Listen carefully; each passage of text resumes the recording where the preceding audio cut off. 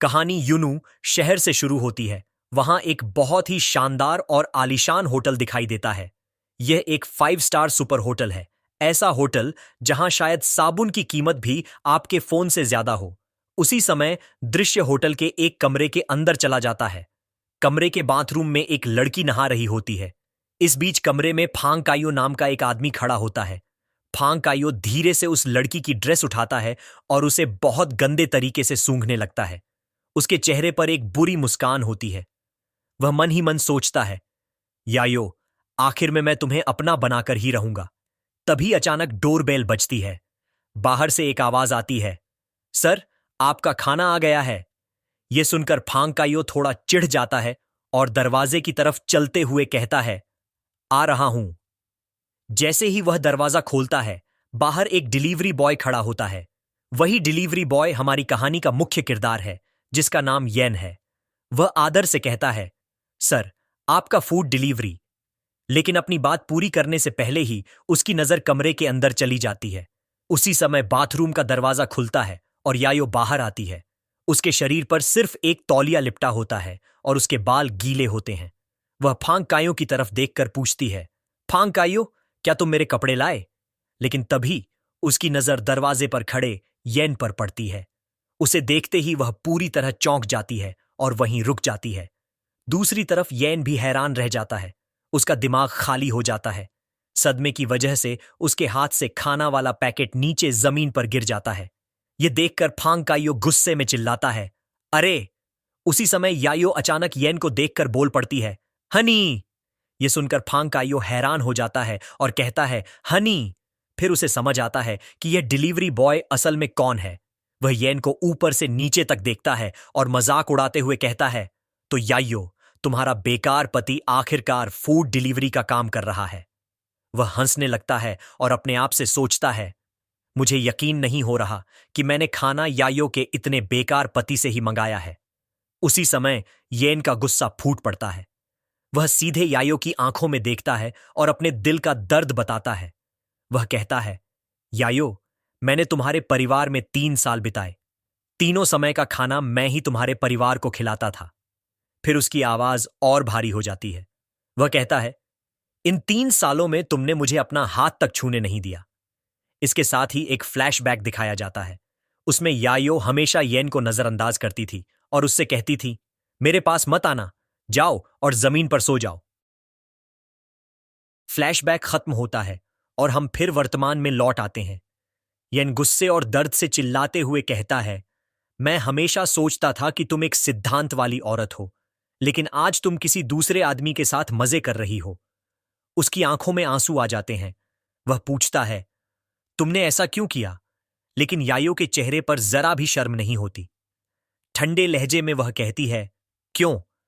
क्योंकि मेरा पति बस एक साधारण फूड डिलीवरी वाला है। फिर वह गर्व से फांग काइयो की तरफ इशारा करती है और कहती है, क्या तुम्हें पता है ये कौन है?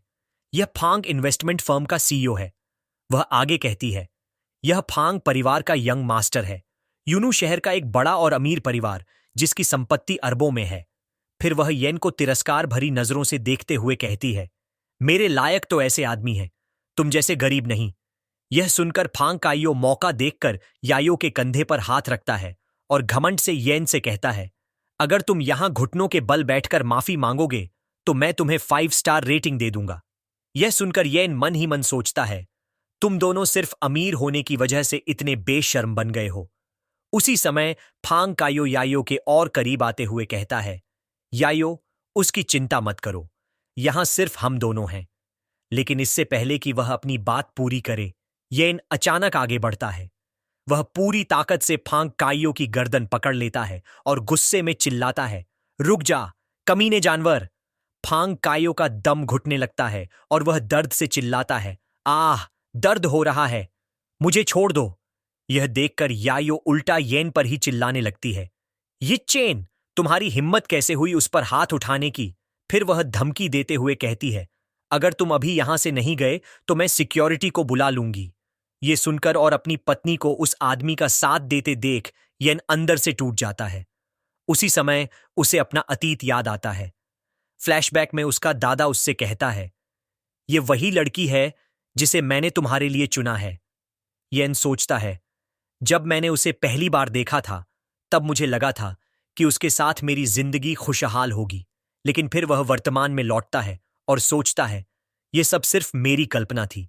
जाने से पहले वह यायो को आखिरी चेतावनी देता है, वान यायो, उम्मीद है एक दिन तुम्हें इसका पछतावा नहीं होगा। इतना कहकर वह मुड़ता है और वहां से चला जाता है। जैसे ही वह जाता है, यायो पीछे से चिल्लाती है, पछतावा? मेरी जिंदगी का सबसे बड़ा पछतावा यही है कि मेरा पति तुम जैसा बेकार इंसान है। इसके बाद दृश्य बदल जाता है। हम बाहर देखते हैं कि चेन अपनी स्कूटर पर बैठा है। तभी उसका फोन बजता है। वह फोन उठाता है और धीमी आवाज में कहता है, हेलो, टेंटन डिलीवरी। फोन के दूसरी तरफ से एक बुजुर्ग आदमी की शांत लेकिन सम्मान भरी आवाज आती है। वह कहता है, तीसरे युवा मास्टर, जुआन परिवार के दामाद के रूप में तुम्हारी 3 साल की परीक्षा आज आधिकारिक रूप से खत्म हो गई है। यह सुनकर येन कुछ पल के लिए चुप हो जाता है। फिर वह बुजुर्ग आदमी आगे कहता है, अगली परीक्षा एक बिजनेस टेस्ट है। ओल्ड मास्टर पहले ही जयशेन ग्रुप को खरीद चुके हैं और तुम्हें उसका चेयरमैन बनाने की तैयारी भी हो चुकी है।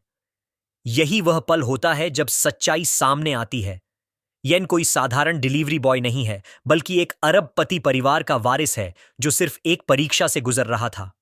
यह सुनते ही येन के चेहरे के भाव धीरे धीरे बदलने लगते हैं। उसका गुस्सा शांत हो जाता है और वह शांत आवाज में कहता है, ठीक है, मैं समझ गया। यह सुनकर बुजुर्ग आदमी थोड़ा संकोच के साथ पूछता है, ओल्ड मास्टर, यह भी जानना चाहते हैं कि तुम्हारा उस लड़की के साथ रिश्ता कैसा चल रहा है?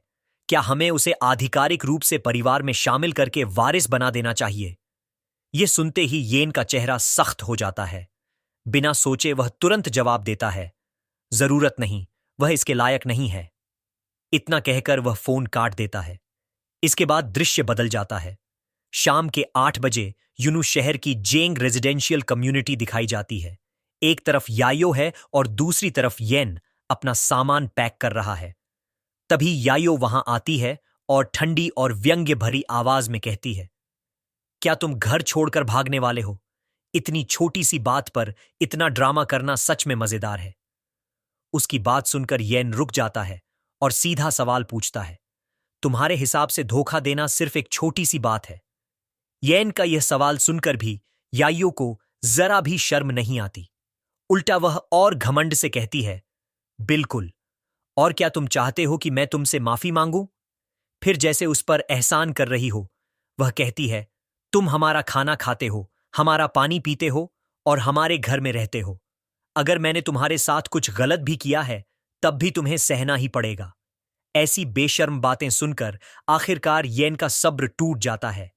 वह गुस्से में चिल्लाता है, यायो, मैंने तुम्हारे जुआन परिवार को 3 साल तक सहा है। उसकी आवाज में सालों का दबा हुआ गुस्सा निकल पड़ता है। वह कहता है, 3 साल तक तुम्हारे माँ बाप ने मुझे सबके सामने गालियां दी, मारा भी, लेकिन मैंने कभी जवाब नहीं दिया। वह आगे कहता है, तुम्हारे अंकल और उनके बेटों ने मुझे परेशान किया और तुम सब ऐसे दिखाते रहे जैसे कुछ देखा ही नहीं। फिर वह कहता है, तुमने मुझे कभी तुम्हें छूने तक नहीं दिया और मैंने उसका भी सम्मान किया। वह गहरी सांस लेकर आगे कहता है, यह सब इसलिए था क्योंकि मैं तुम्हारी परवाह करता था, लेकिन आज से मैं यह सब और बर्दाश्त नहीं करना चाहता। फिर साफ शब्दों में वह अपना फैसला सुनाता है, यायो, चलो तलाक ले लेते हैं। तलाक शब्द सुनते ही यायो चौंक जाती है और गुस्से में चिल्लाती है, येन, तुम्हारी हिम्मत कैसे हुई मुझसे तलाक मांगने की?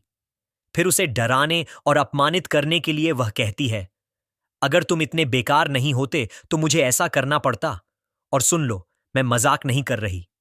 वह आगे कहती है, तलाक के बाद तुम 100 स्क्वायर मीटर के लग्जरी अपार्टमेंट में नहीं रह पाओगे और ऑडी कार भी नहीं चला पाओगे।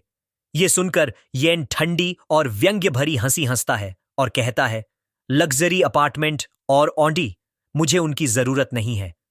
यह सुनकर यायो और गुस्से में चिल्लाती है, ठीक है, तलाक ही सही। मुझे नहीं पता दादाजी क्या सोच रहे थे जब उन्होंने मेरी शादी तुम जैसे बेकार आदमी से कर दी। बिना एक पल गंवाए येन सीधे जवाब देता है, तो फिर कल सुबह सिविल अफेयर्स ऑफिस चलते हैं और तलाक ले लेते हैं।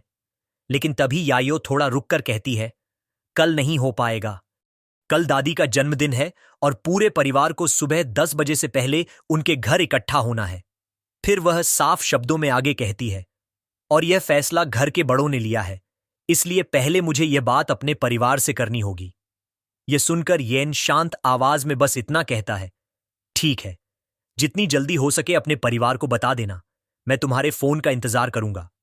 इतना कहकर वह अपना बैग उठाता है और बिना पीछे देखे घर से निकलने लगता है।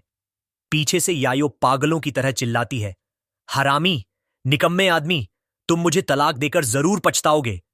वह और जोर से चिल्लाती है, कुछ ही दिनों में तुम रेंगते हुए वापस आओगे और मुझसे माफी मांगोगे।